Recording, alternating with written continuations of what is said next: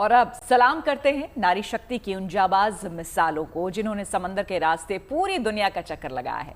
नौसेना की ये 2 जाबाज महिला अधिकारी हैं जिनका सफर अब जल्द ही पूरा होने वाला है। दरअसल INSV तारिणी में सवार लेफ्टिनेंट कमांडर रूपा और दिलना केप टाउन से गोवा के सफर पर निकल चुकी है और उनकी हैरत अंगेज ये यात्रा का ये आखिरी हिस्सा है। इस सफर के दौरान दोनों ने कई चुनौतियों का सामना भी किया और उनका ये सफर अब मिसाल बन गया है।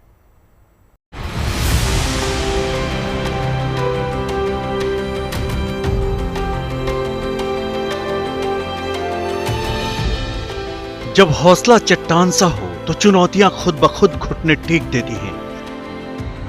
बुलंद इरादों का रास्ता समंदर की लहरें भी नहीं रोक सकती। महज 17 मीटर लंबी नाव पर सवार होकर पूरी दुनिया को नापने निकल पड़ी लेफ्टिनेंट कमांडर दिलना और लेफ्टिनेंट कमांडर रूपा इसी हौसले की मिसाल है। पिछले साल 2 अक्टूबर को नेवी की इन 2 ऑफिसर्स ने गोवा से अपनी नाविका सागर परिक्रमा की शुरुआत की थी। अब करीब 6.5 महीने के सफर के बाद दोनों अपनी इस महायात्रा के आखिरी पड़ाव के लिए निकल पड़ी हैं।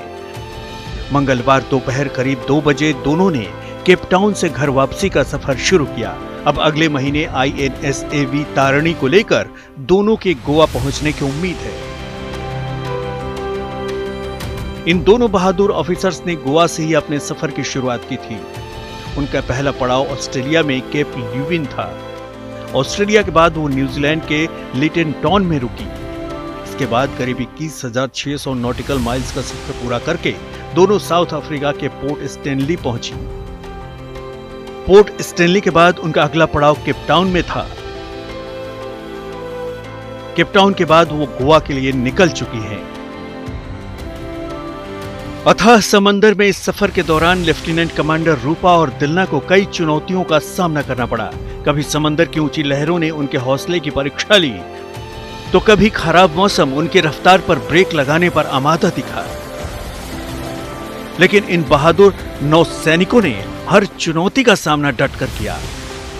पूरी दुनिया का चक्कर लगाने के दौरान दोनों के लिए कुछ पल बेहद खास थे।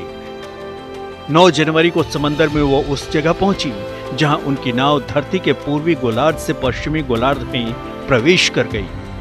यानी चंद सेकंड पहले उनकी नाव पश्चिम की तरफ जा रही थी, लेकिन इंटरनेशनल डेट लाइन को पार करते ही उनकी नाव के कंपास में पूर्व की दिशा दिखने लगी। यही नहीं, इस डेट लाइन को पार करते ही उन्हें अपनी घड़ी को पूरे 24 घंटे पीछे करना पड़ा, क्योंकि 9 जनवरी को ये लाइन क्रॉस करते ही वो वापस 8 जनवरी की तारीख में पहुंच गई। इस सफर में एक खास मुकाम उस वक्त भी आया जब 31 जनवरी को दोनों समंदर के पॉइंट नीमो पर पहुंची। समंदर में ये सबसे सुदूर जगह मानी जाती है। इस जगह से जमीन का कोई भी हिस्सा हजारों मील की दूरी पर ही है। यानी जब इनकी नाव पॉइंट नीमो से गुजर रही थी तो उनके आसपास हजारों मील तक कोई मौजूद नहीं था। इस जगह पर समंदर में भी जीव बेहद कम है। दुनिया के कई देश इस जगह का इस्तेमाल अपने पुराने सैटेलाइट को नष्ट करने के लिए करते हैं।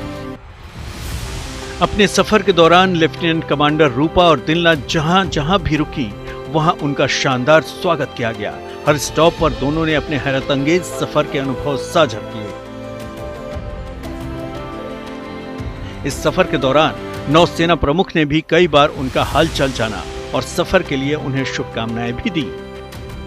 नौसेना की ये दोनों अधिकारी अब अपना ये महत्वाकांक्षी सफर पूरा करने से कुछ ही दिन दूर हैं। अब सभी को इंतजार है मई में उस दिन का जब INSAV तारिणी के साथ दोनों गोवा के तट पर पहुंचेंगी और समंदर को नापने का उनका ये सफर पूरी दुनिया के लिए मिसाल बन जाएगा। Bureau report, good news today.